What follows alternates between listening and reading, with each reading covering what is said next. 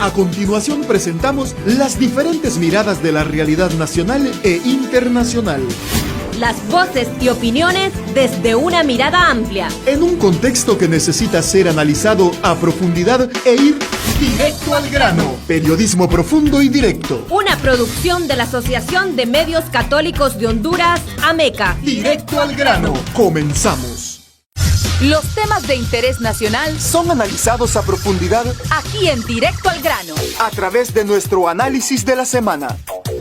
Saludos amigos y amigas oyentes, es un placer saludarles, gracias por acompañarnos, sean bienvenidos y bienvenidas a esta entrevista de análisis de la realidad de su programa Directo al Grano. Estamos por la Asociación de Medios Católicos de Honduras, AMECA. Iniciamos el año de las elecciones. Ya las corrientes internas de 3 partidos políticos que decidieron ir a las primarias ya están en plena campaña política. ¿En qué condiciones se está preparando el país para este año que es meramente electoral? ¿Están en riesgo las elecciones? ¿Cuáles son sus amenazas? ¿Qué escenarios se pueden construir en estos primeros días del año y en un año, como repetimos, meramente electoral? Les saluda José Peraza, les damos la bienvenida a este análisis de la realidad. Hoy me acompaña el reconocido analista hondureño Eugenio Sosa, sociólogo catedrático universitario. Bienvenido, Eugenio, siempre es un placer tenerlo con nosotros. Gracias por aceptar esta entrevista. Bienvenido. Muchas gracias, José Peraza. Saludos a usted, a Radio Progreso, a los amigos del ERIC y todas las personas que siguen este medio de comunicación que tiene también una trayectoria importante en el país para regalarnos la posibilidad de una voz crítica y donde se exprese la libertad de expresión con mucha potencia y claridad. No tengo más de entrada que agradecerle la invitación. Para mí es un honor que ustedes abran este espacio y para poder expresar las reflexiones que tenemos sobre la realidad nacional y particularmente este año sobre este proceso electoral. No, al contrario, muchas gracias. Gracias a usted por siempre estar disponible para darle un análisis interpretar lo que ahora acontece en el país.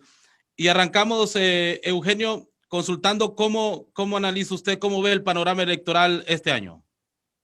Mire, en primer lugar, debería ser un año en el cual deberíamos estar en un momento totalmente diferente al que tenemos. Porque este año está lleno de mucho simbolismo. Y los simbolismos son importantes para que las sociedades los aprovechen, para cohesionar la sociedad y para dar saltos de calidad en su transformación, en su búsqueda, en sus proyectos, en su sentido de nación, en su construcción democrática, etcétera. Entonces, no podemos desconocer que vamos a estas elecciones en este año 2021 o que ya estamos en un proceso electoral en el cual pues asistimos como la idea por lo menos ansiada de construcción de la República a sus 200 años, ¿no? De este esfuerzo de ser una república, de ser una nación y pues, se supone que también hay una búsqueda democrática. Ya estamos a más de 4 décadas, José Peraza, de esa idea de que la política pasó a ser un proceso de los civiles y que la idea de que los militares quedaron atrás es imaginario, ¿no? Ya tiene eso, aunque no se ha cumplido, aunque ha tenido sus altibajos, aunque tiene de nuevo problemas con un nuevo protagonismo en el escenario nacional de los militares, pero bueno, han corrido ya 4 décadas. Es decir, que podemos decir que gran parte de los electores han nacido, han crecido en esta época en la cual Honduras por lo menos elecciones las ha practicado y practica elecciones. Y bueno, un año también acicateado por este fenómeno global de la pandemia, etcétera. ¿A qué es lo que asistimos? Bueno, yo creo que asistimos a un momento, en términos electorales, Peraza, en un proceso electoral y una institucionalidad electoral, parte del contexto nacional también, de muy baja calidad democrática. Cuando me preguntaba sobre las amenazas, y lo podemos ver, las amenazas siempre se resalta la pandemia, y lo hemos dicho acá con usted también, y no es una cosa menor.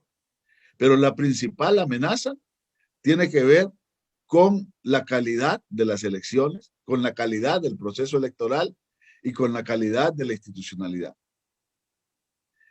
Hoy en día estamos a pocos días de esas elecciones primarias, que son la antesala del gran proceso general, y estas elecciones primarias no se tiene idea cómo la ciudadanía se va a enterar de cuáles van siendo los resultados. No se sabe si va a haber una transmisión de resultados, si vamos a regresar al canto de la urna de quienes cuentan y llaman a un medio de comunicación, o se va a estar en horas esperando que hayan, digamos, informaciones. Pero hay una paradoja en estas elecciones primarias, y es que gran parte de la institucionalidad la crea el Estado con el organismo electoral, pero también estas elecciones están en manos de los partidos políticos. Entonces, aquí va a ponerse a prueba algunas cosas. ¿Cuál es la calidad democrática interna de los partidos políticos? Porque los partidos políticos permanentemente exigen democracia nacional, democracia electoral nacional, pero cuando van hacia adentro, su calidad democrática y su democracia interna y su democracia electoral de competencia interna es muy baja. Viendo las dificultades que está teniendo el Consejo Nacional Electoral, de todavía elementos de incertidumbre, de transmisión de resultados, de preparación de toda la logística, conociendo la cultura política de los partidos y de las élites políticas en el país, y viendo una serie de elementos de ese tipo, que son los partidos quienes controlan los procesos electorales, y que dentro de cada partido, en unos hay más competencia o menos competencia, y siempre hay ciertas desventajas en el control de los sellos de los partidos y en el control de una serie de elementos. A mí me parece que estamos poniendo a prueba este proceso electoral desde ya con las elecciones primarias. Existen otra amenaza, como usted lo planteó, otro riesgo, o cómo se expresa este problema de la calidad de la democracia, es que podríamos tener que los partidos que se han declarado principales competidores salgan profundamente fragmentados y erosionados, producto de que no sea un proceso transparente, y que la no aceptación de resultados que se ha vuelto común en Honduras como parte de la decadencia electoral no se produzca hasta las elecciones generales, sino que se produzca en el elemento de las primarias. Las primarias podrían ser o darnos el indicio de la antesala de la crisis electoral que podríamos tener en noviembre, o resuelven de la mejor manera. Porque en este proceso electoral, entre la falta de calidad democrática en general, lo que estamos poniendo a prueba y de donde depende el hilo del cual está colgado el proceso electoral es el acuerdismo de tres actores políticos centrales, que son los tres partidos que van a elecciones primarias. Lo que está a prueba es ese acuerdismo que tienen y que ya existía antes en el bipartidismo, se mueve en vaivén. A veces parece que funciona, a veces entran en problemas, internamente tienen denuncias permanentes de que uno de los actores o no respetan el resultado. Pero, y en esto los tres partidos tienen riesgos de salir erosionados, fragmentados, lo cual es sumamente peligroso, porque cualquier riesgo de fragmentación interna de los partidos podría dar enormes ventajas al fantasma de la reelección, que en un momento de crisis y un momento también de fragmentación más todavía de la oposición adentro de los partidos también, que que haya un nuevo esfuerzo de reelección en última hora producto de una crisis, o que se termine garantizando el continuismo, pues no necesariamente como Orlando Hernández, sino de su grupo, que es lo que ha actuado de manera, casi de la manera igual, de irresponsable, de depredadora con el Estado, y es el equipo el que realmente ha tenido un mal gobierno y que hoy quiere seguir gobernando.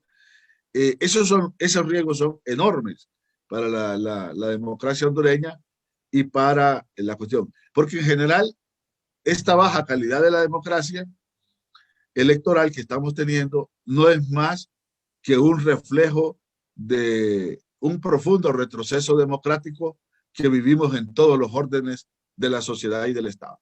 Sí, Eugenio Sosa, me parece que usted nos está vaticinando que en este año tendremos una nueva crisis electoral en el mes de noviembre.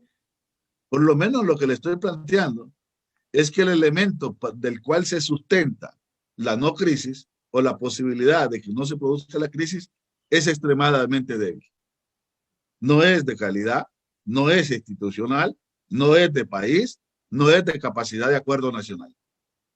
Peraza, los elementos que han dado lugar a la crisis, dicho popularmente, están vivitos y coleando.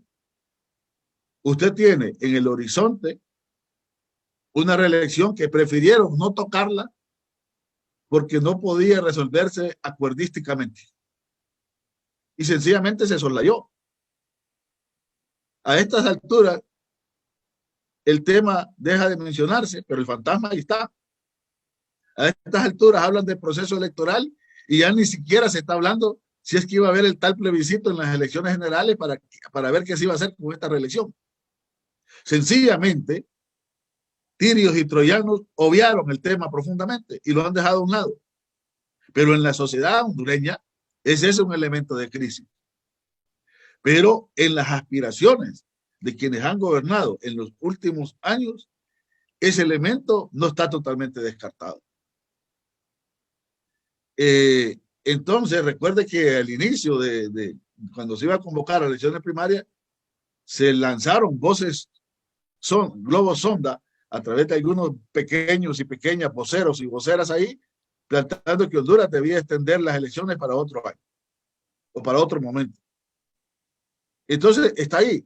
Cuando usted tiene un problema, Peraza, en casa y no lo resuelve y lo coloca en la esquina y está ahí aparentemente dormido, un día le despierta y no le despierta como el pequeño problema que dejó ahí, sino que le despierta de una manera profundamente, quizás mucho más crecida, mucho más grosera, mucho más abrupta. Entonces ahí está. Y los elementos que iban a ayudar a coadyuvar el proceso democrático en términos de colocarlo en una senda más sólida, también quedaron totalmente a un lado. Yo le he insistido, tengo suficientes argumentos para decir que no tuvimos reformas electorales, que lo que tuvimos fue acuerdos para integrar a un nuevo competidor político electoral. La tarjeta de identidad son promesas todavía. Hay un proceso de enrolamiento. Yo no digo que han trabajado todo mal. Están los partidos políticos adentro ahí. Imagínense que una crisis de un partido político puede ir a rebotar hasta el registro nacional de las personas.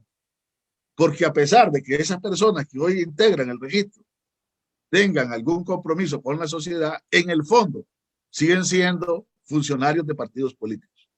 Note usted que cuando se presentó la crisis ahí de Libertad y Refundación, poniéndose renuncias o acuerdos de separación de cargo ante el presidente del partido, ante el coordinador, ¿dónde ha visto usted eso? Eso en términos institucionales es una aberración. Este es el llamado caso de extorsión en Libre. Claro, a eso me refiero. Entonces, pero tomo este caso para demostrarles nada más, no por Libre. Un ejemplo de lo que pasa con un ejemplo de lo reciente, de lo que pasa en esa institucionalidad, cuando no es una institucionalidad que dio pasos hacia la democratización. Está dando algunos pasos y pininos a cierta modernización, porque no cabe duda, y seríamos nosotros groseros, Peraza, diciendo que la tarjeta de identidad que nos han prometido, por lo menos, va a ser peor que la que tenemos. O sea, se supone que va a tener algunas situaciones mejores. Pero ni la mejor tarjeta de identidad hace un buen proceso electoral. Ni la mejor tarjeta de identidad hace un buen proceso de seguridad nacional. Ni hace ciudadanos. Eso tiene que ver con otros elementos institucionales y con cultura política. Es parecido a lo que pasa en las cárceles. Ninguna cárcel de máxima seguridad lo es en un contexto de corrupción y donde las autoridades y policías y todos los operadores de justicia están listos para venderse o prestarse a la corrupción.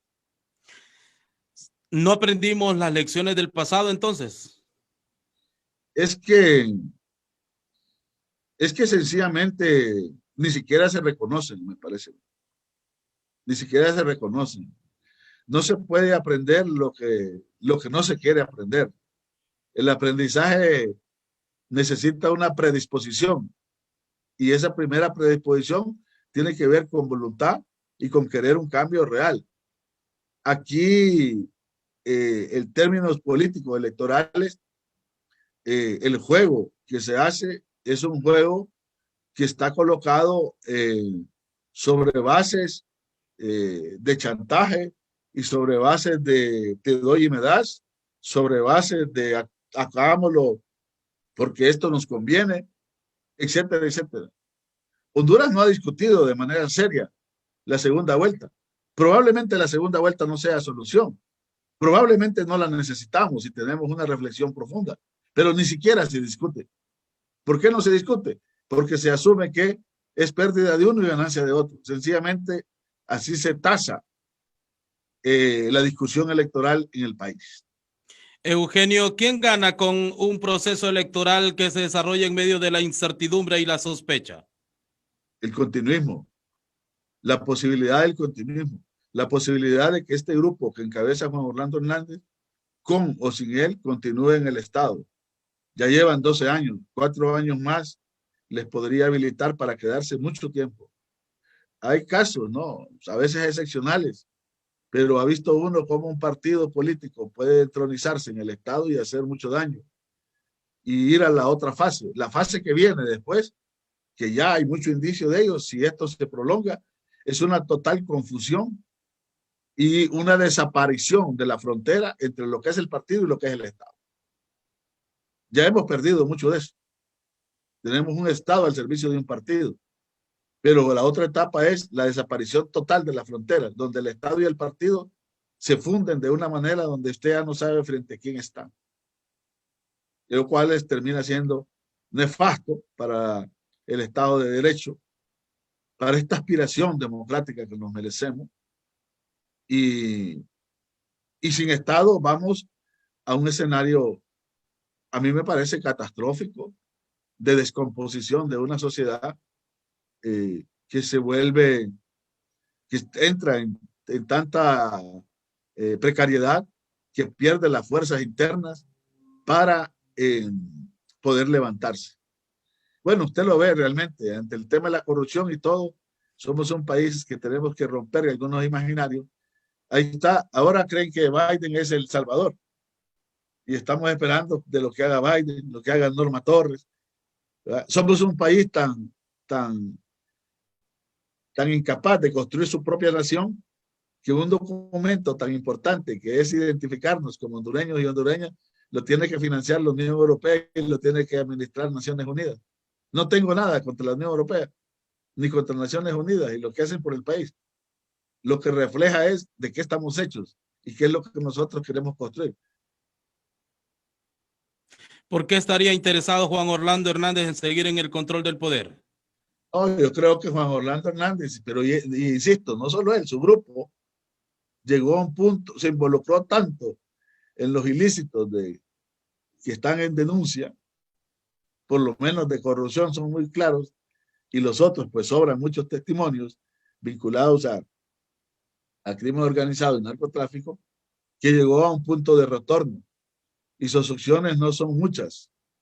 Y la mejor opción es poder continuar gobernando o que los que gobiernan le garanticen algún sistema de impunidad, lo cual es posible. El Estado hondureño es muy débil, es maltrecho para resolver los problemas nacionales y para darnos garantía de espacios democráticos. Pero es un Estado que funciona muy bien, como una maquinaria con mucha fuerza, con mucha capacidad para ponerse al servicio de unas 4 personas y perpetuar privilegios. ¿Por qué los sectores denominados de oposición no se convirtieron en una piedra en el zapato en este gobierno? Porque ser oposición democrática no es fácil, cuesta mucho. Una oposición democrática tiene que tener la valentía por un momento de dejar a un lado los intereses muy particulares y ponerse en una lucha democrática. Peraza, yo no la vi, yo no sé si usted la vio, pero yo no vi de la oposición adentro del legislativo una lucha enconada, abierta y soberbia en el buen sentido de la palabra y contundente por una reforma electoral democrática, por un paro a la reelección y dejarlo totalmente suspendido como posibilidad en el país. No digamos por otros problemas de los ciudadanos, le estoy hablando de problemas de los cuales ellos participan. ¿Por qué? Porque a veces es más fácil resolver por la vía acuerdística bajo un chantaje de diferente tipo que entrar al ruedo de las reglas democráticas, porque ahí lleva mucho que perder. A veces quien tiene el control del partido tiene temor que perder el control del partido. Y a veces prefiere que pierda la democracia antes que perder el control del partido.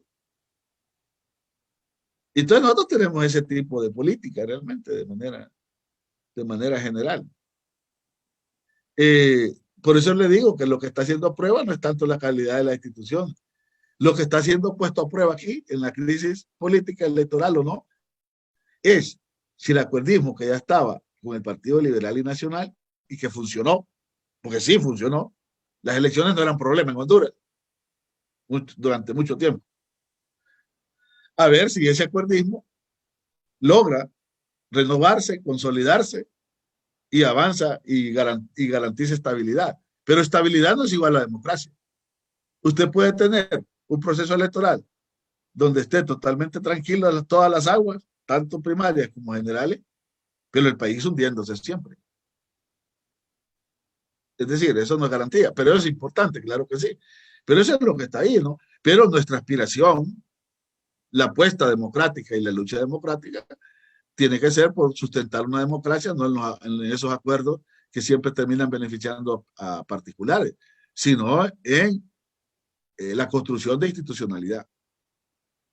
Sí, frente a la posibilidad que es bastante real de la continuidad del Partido Nacional con o sin Juan Orlando Hernández en la presidencia, esto,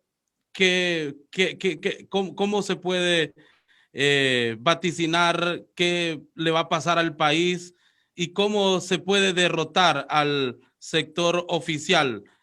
¿Por dónde puede pasar la derrota electoral del sector oficial que, bueno, ya conocemos sus dos sus candidatos o precandidatos en este momento que irán a primarias y que por supuesto irán a las generales, uno de ellos? ¿Cómo se puede derrotar al oficialismo? Bueno, yo creo que, mire, el oficialismo, la mitad de la derrota ya ellos la tienen construida. Cómo han actuado, todo lo que han hecho, todo lo que tienen de impunidad, de denuncias, etcétera. Hay un sector importante de la ciudadanía, no todo, que sí le importa eso que ha pasado en el país, que sí va a votar conforme a problemas de corrupción, que sí va a votar conforme a denuncias de crimen organizado, etcétera. O sea, ciudadanía hondureña, a pesar de que está en la precariedad y todo, de alguna manera ha sido politizada y le interesan estos tipos de fenómenos. Obviamente hay un sector extremadamente empobrecido que todavía es cautivo del clientelismo y otra serie de cosas como la compra de votos. Pero esa es una parte. La mitad de la derrota está autoconstruida. Pero la otra mitad, la cosa menor, pues tiene que ver con toda la capacidad de acción política, de inteligencia y de planteamientos de la oposición. Yo creo que la oposición pasa, la oposición que reclama democracia y que quiere que votemos por ellos, porque son, digamos, prometedores de espacios democráticos, primero sus elecciones primarias deberían ser realmente transparentes. Pero es complicado cuando alguien tiene un tremendo, si alguno de estos partidos de oposición entra en una lucha canibalesca de problemas internos, porque no se sabe quién ganó, o aún el que perdió, no perdió como perdió, sino que dice que le han hecho un fraude grande. La pregunta es, pues, a qué nivel de entusiasmo puede generar en la ciudadanía para votar y poder derrotar. Lo otro pasa porque la gente vote.